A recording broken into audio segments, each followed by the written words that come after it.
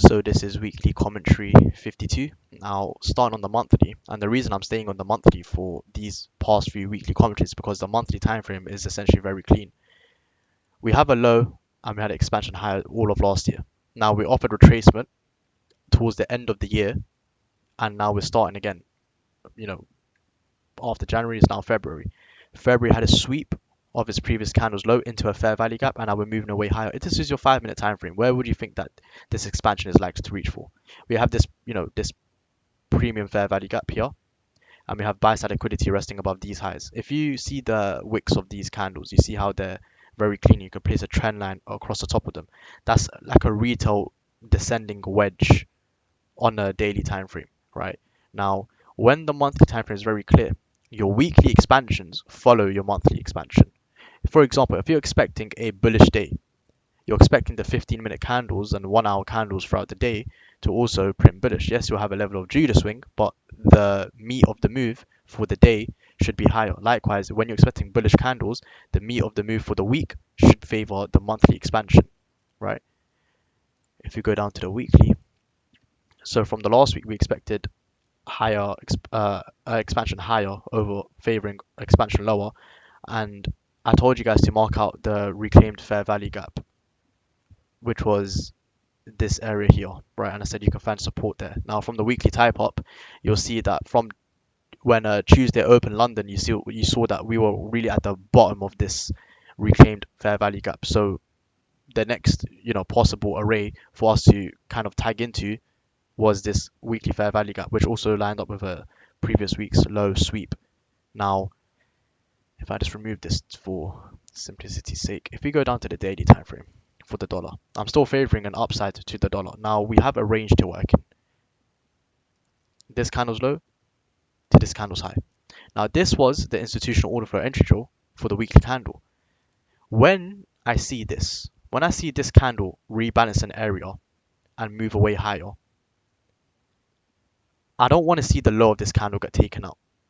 I want to see us, remain above this and trade high. Yeah, we can come down into the candle's wick and whatever, but the candle's low, I want to see stay intact. And that's even for a 15-minute, 5-minute chart. When I see something in line with my bias and I see an institutional order flow entry draw offered, right, and we move away from it, I'm expecting the next candles to also follow the move higher until a level of buy side liquidity is hit, which is essentially this high that I'm working towards. Now, if we go to the daily time frame, you see that from this low to this high, and you see how this is a very common question I get to you guys, so I just want to address it here. You guys always ask about where do I draw my range, where do I draw my range? First of all, identify from the monthly and the weekly, right, or the daily. What are you favoring, right? Are you favoring an expansion to the upside, or are you favoring an expansion to the downside? This is the first thing you have to sieve out. Which way are you, kind of favoring the market to expand towards? Before you do this, don't consider drawing a fib, because the fib is just a complement to your narrative. Now, I'm bullish overall, right? Now, we were using this range from this low to this high, and then we took out this low and we made a new high. Now this becomes the daily range that I'm going to work in to try and find a protractionary move at the start of the week to start to entertain my bias. Now you see we have this volume imbalance here on the DXY. Down close candle, displacement, that's your order block.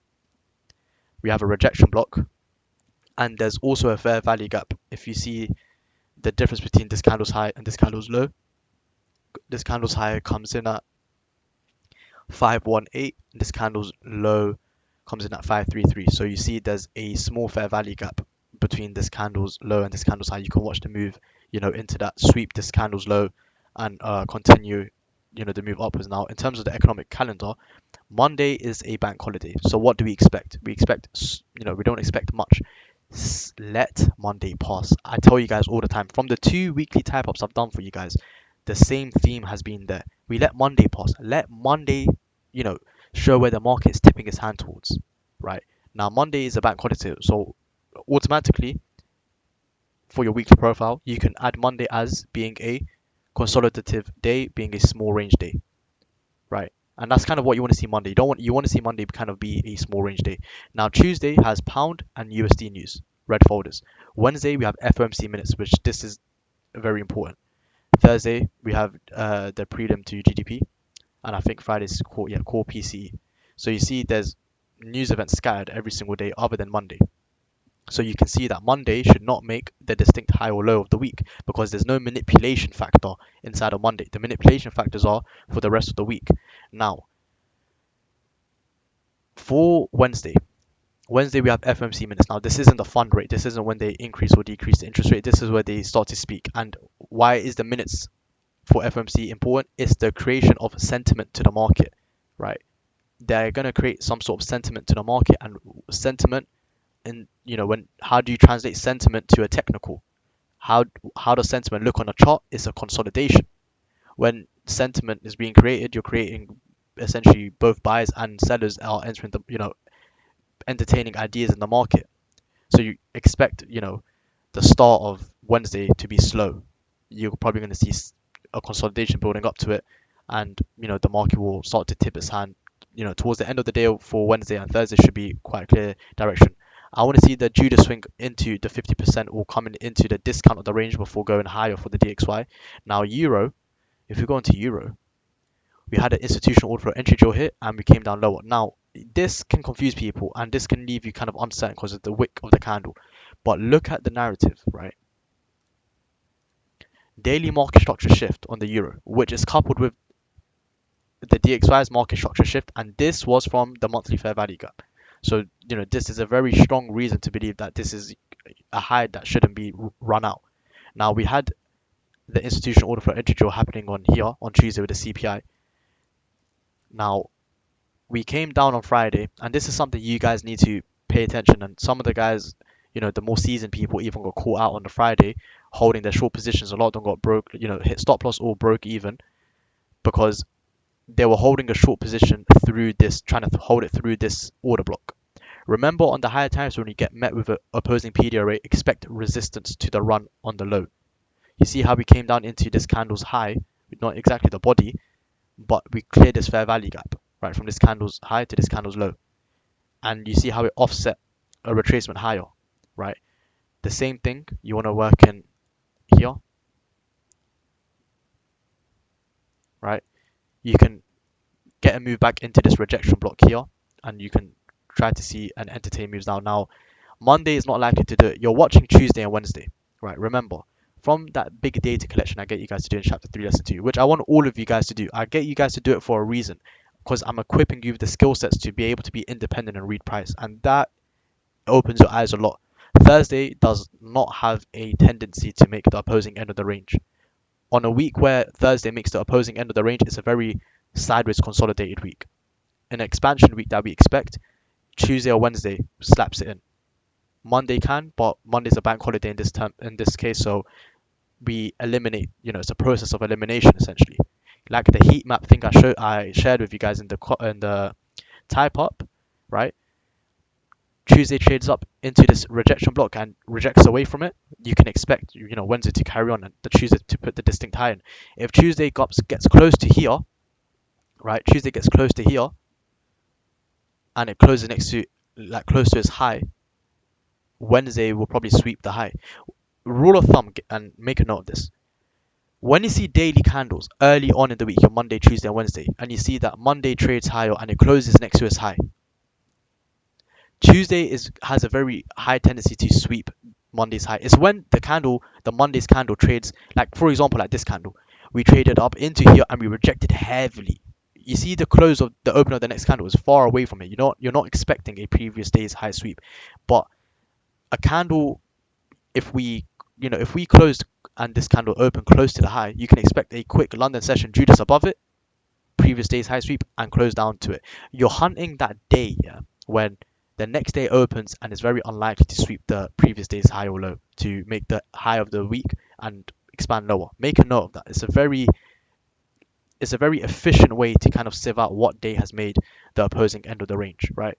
If we go to pound has this clear fair value gap, and for euro, GBP, we had this fair value gap marked out. You see how it stayed inside of the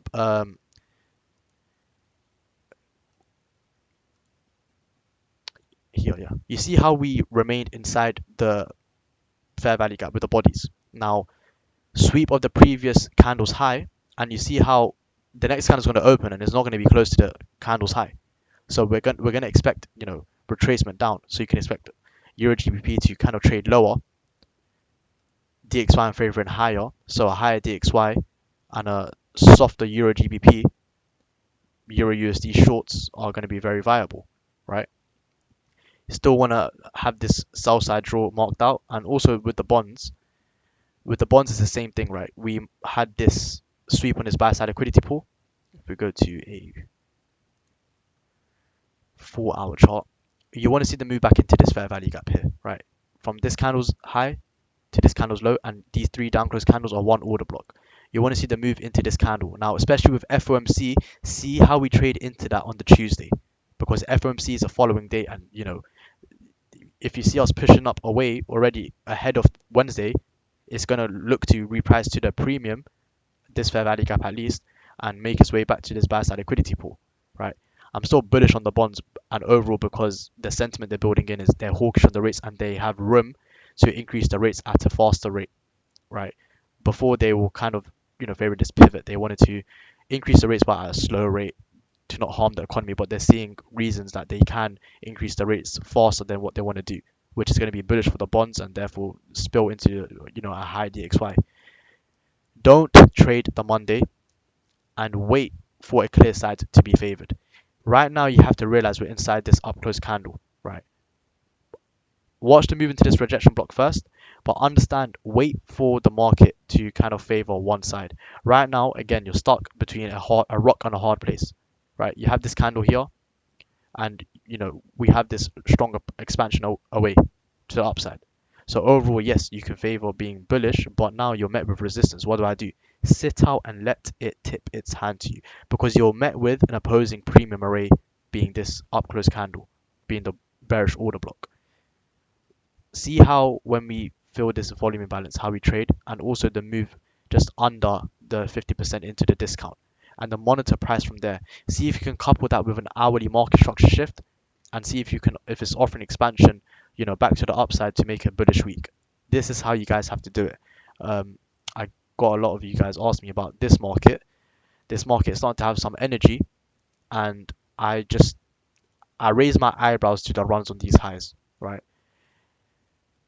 You never want to buy as it breaks the high. You see something like this when it comes down and retraces. This is where you'd look to be a buyer in any market. What retail do is this: they see that we broke the high, and they're trying to buy above the top. They don't buy as it breaks the top, but they lose focus and they lose their vision, and they forget seeing the market for what it is, and emotion is overriding their trading.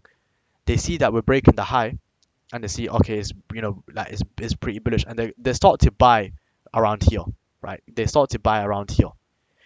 Whenever you buy, and it's a rule from chapter 3 lesson 1, you never buy above old highs or beneath old lows. You always wait for the retracement back and then go for it again all the time.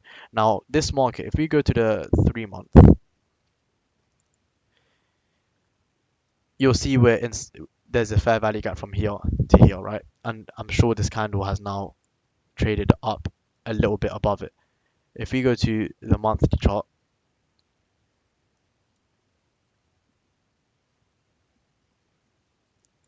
no, it was the weekly chart. If we go to the weekly chart, you'll see there's this fair value gap here, right? From this candle's high to this candle's low. You could potentially see a move into there, but the thing why I leave this market is because the correlation with the DXY is essentially broken. There is no, risk on environment for this market to pump, which kind of shows, is more favored towards a manipulative pump, is what they call it in the crypto market. I would wait for a weak DXY always, even if I'm seeing this just out of discipline and knowing, the manipulation of the market. You always wait for a soft DXY before you entertain any risk on asset class. Just build that into you, just accept it. No matter what else these crypto people say and whatever, the crypto market is not a special market that overrides and is different to any market. It is manipulated the same way every other asset class is manipulated. It's a risk on market, The DXY needs to be soft for it to really flourish. The whole reason this flourished was because it's soft DXY, right? Now, just to wrap up the commentary, we're working within this range. This I'm not expecting this weekly low to be swept. If this weekly low is swept, right, I can probably see a sell side, and it's probably going to be more downside for the DXY. But I'm favoring upside overall for the DXY. I'm hunting this high to be taken out. If we go to a monthly chart, it's this high, the previous month's high, and we have that little volume imbalance. I want to see a move into that. That's what I want to see for the monthly chart. Of course, the monthly chart moves very slow, and I believe March, right? March and April, I believe to have the kick of the year. That's what I favor at least, right? Uh, did we leave anything out? That's going to be it for this weekly commentary. It's going to be a lot more short and efficient now because we don't have to go over what happened throughout the week. We're leaving that for the weekly type ups. It's going to be a lot more streamlined for what the weekly commentaries are for, what we expect in the coming weeks, and the reasons why, how I'm building my narrative for the coming week. And the weekly reviews are just essentially, was the weekly commentary right, and how did the day-to-day basis of each day of the week play out, right? I think that it's going to be better for you guys studying. You have two pieces of material to study now: the weekly commentary in terms of building your bias for the week on the weekend, and you have the weekly reviews for, to see how the week played out. And the weekly type ups, they're not cherry picked as well for the people that are not up to date with the Telegram group chat, and they don't contribute towards it, and they're not really inside of it and understand what's going on inside of it. A lot of the times I'm there with you guys in real time, and I'm calling you the PDA rates to consider the moves to premium discount. So a lot, it's not cherry picked for the people that are, none of you have said it, but if any of you are wondering, right? Um, so let's wrap it up there. Just a final review. Discount to move higher. Tuesday and Wednesday are the days that you want to watch. Let Monday pass always, right? Euro USD, we had a weekly institutional order flow entry drill, a move into premium perhaps, and you want to see, then I will favor the expansion lower to this sell side liquidity pool. Pound has a clear fair value gap. You can sweep that and then go down into it.